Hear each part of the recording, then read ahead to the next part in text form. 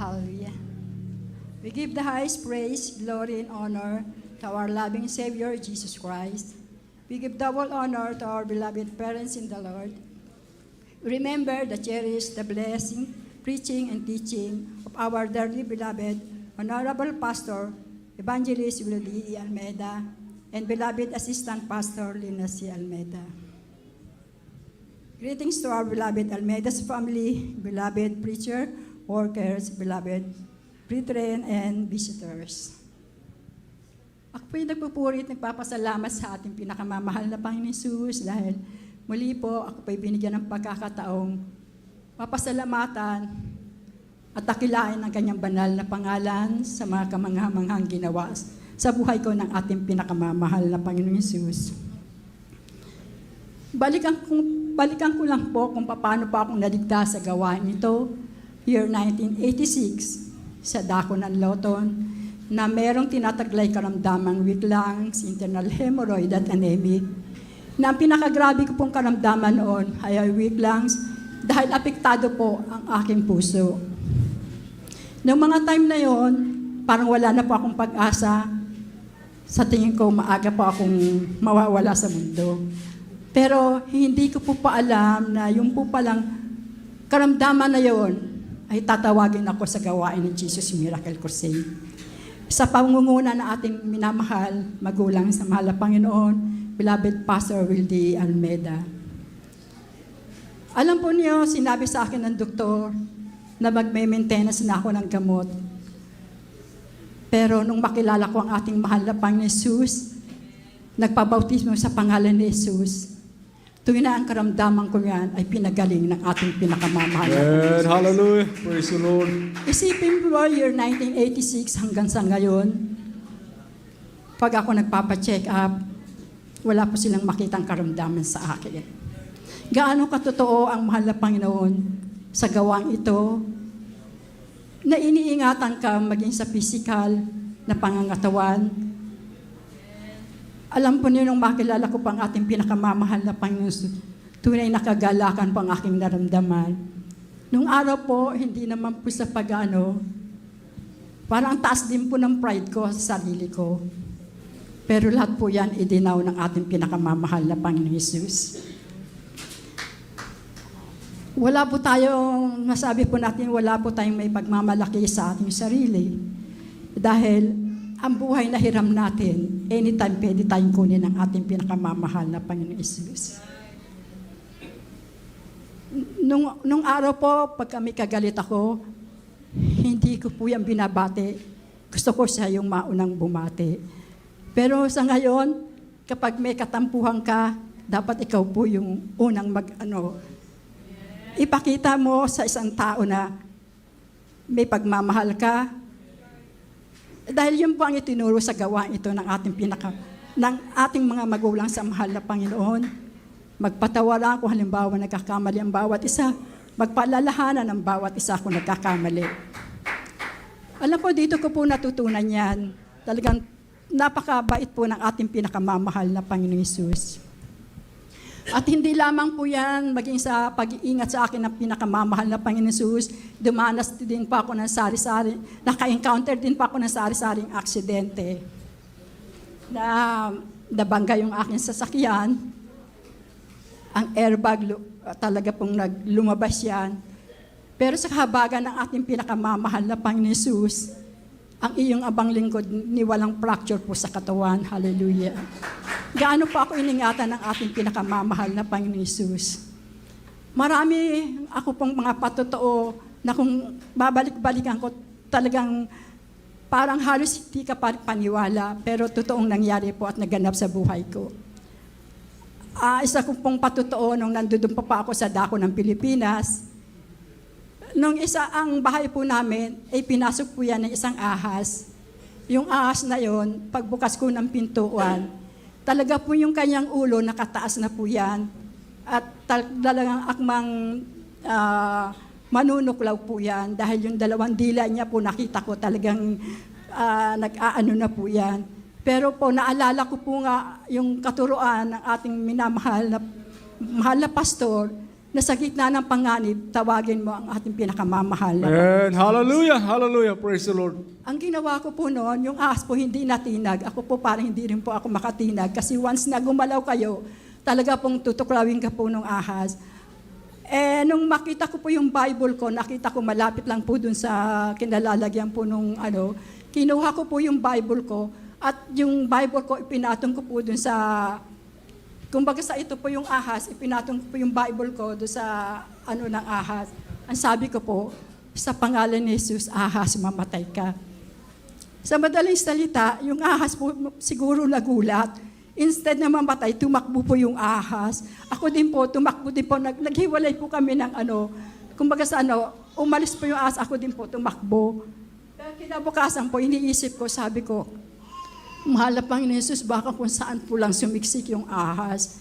Sana po, yung sinabi kong hallelujah, praise the Lord, na po yung ahas. Tapos kinaumagahan po, kasi ugali ko po na, kasi marami po kaming pananim sa aming tahanan, may puno ng mangga, maguyabano, mga ganyan. Alam po nila yung mga dahon na lalaglag. Ugali ko yan na talagang winawalis ko yan. Tapos po, nung mapagawi po ako sa bandang drainage, nakita po yung ahas, tuwid na tuwid po. Sabi ko, baka ako yung ahas, natutulog lang. Tapos ang ginawa ko po, kumuha po ako ng stick. Ginalaw-galaw ko po yung ahas. Sabi ko, ahas, patay ka na ba? Parang yung po nagtaano po ako sa sarili ko.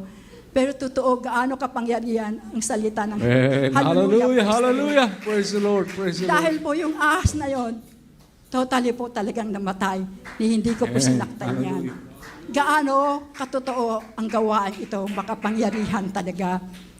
At sa tuwing uuwi din po ako, kasi po, minsan matatapos po ang gawain sa dako ng Menghang Garden sa Loton, minsan alauna na po ng gabi. Nung araw po, wala pa po akong sasakyan noon. Minsan po nakaka-encounter po ako ng mga aso pag nakakita pong naglalakad. Talaga pong susunggabang ka ng aso. Pero po, talagang sinabi ko sa pangalan ni Jesus, aso, magsitigil kayo. Alam po niyo, minsan mga 3 aso nakapalibot po sa akin yan. Nakangangalang po yan, hindi nakakatinag. Gaano katotoo ang ating pinakamamahal na Panginoon. Nag-iingatan ako. Tapos po, isang beses din po, nung mapapunta na po ako sa dako ng, dito po, nga po ako, baguhan pa lang po ako noon, walang sasakyan, nag-aabang ng sasakyan, hanggang sa yung wallet ko, maiwanan ko po sa bus stop.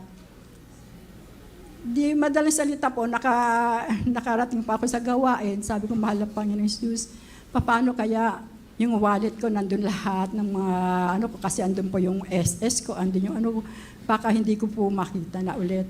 Pero talagang napakabuti na ating pinakamamahal na Panginoon Jesus dahil, sabi ko, mahal na Panginoon Jesus, paano ko uwi, wala akong pamasahe. Hanggang sa hindi ko naman po yung pong aming manager lumapit po sa akin. Nung mga oras na yun, nung mag-uuwian na kami, sabi, Bioli, bibigyan kita ng ride. Alam po, binigyan ako ng ride, hindi ko naman po na wala akong talagang ang Panginoon, alam kong siya ang kumausap sa taong yun para makauwi po ako. Amen, hallelujah. Tapos po, nung umuwi na nga po ako, ando po yung anak ko, sabi niya, ma, may naghatid ng wallet mo.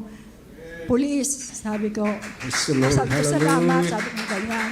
Tapos, tiningnan daw nila yung wallet ko, sabi niya, ma, wala daw silang nakitang pera.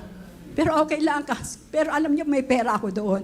Pero okay lang kahit walang pera, basta lahat ng kailangan kong importante, maibalik.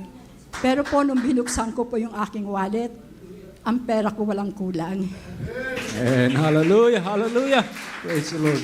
Gaano katotoo ang mahal na Panginoon, pinag-ingatan niya po yung pera ko, kumbaga sa binulagan po yung mga pulis na hindi makita yung laman ng wallet ko. Kaya gaano kabuti ang ating mahal na Panginoon. Grabeng mga ginawa ang mahal na Panginoon Jesus sa akin. At isang beses naman po, yung wallet ko naiwanan ko na naman po. Naglalakad po ako dahil medyo malayo yung bus stop sa amin.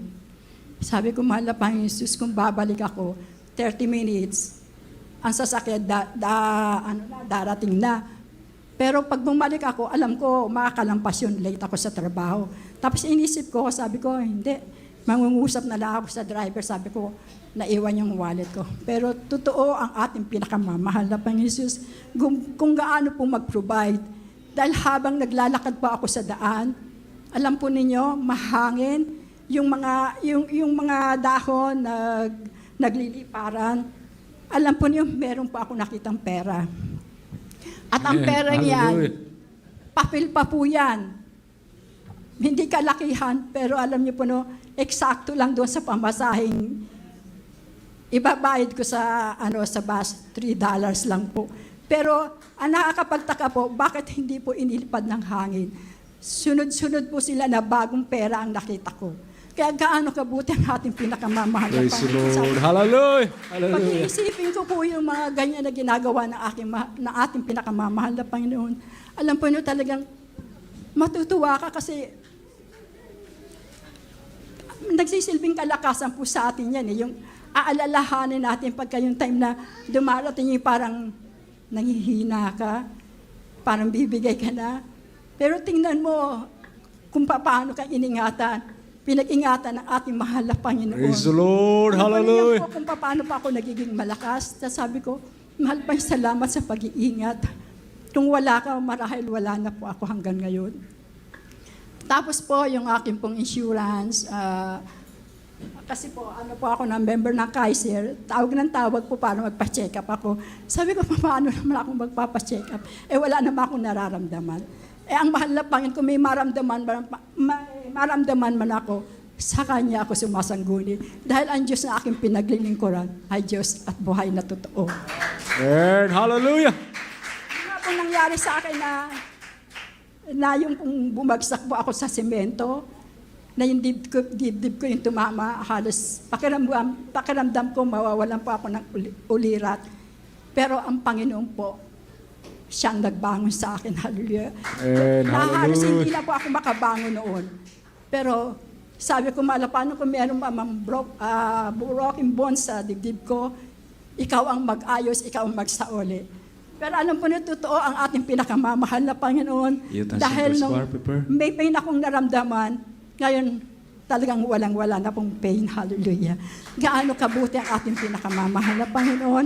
At hanggang dito na lamang po, ang lahat ng papuri at pasasalamat at pagdadatakila ay sa ating pinakamamahal na Panginoon Jesus po lang. Praise the Lord. Hallelujah. Glory to Jesus. Napakabuti ng ating pinakamahal na Panginoong Jesus. Tunay mga minamahal na hallelujah. Pinagpala tayo ng ating mahal na Panginoong Jesus. Glory to Jesus. Talagang napakabuti ng ating mahal na Panginoon. Hallelujah. At narito na po mga minamahal, praise the Lord, ang ating po mga beloved youth and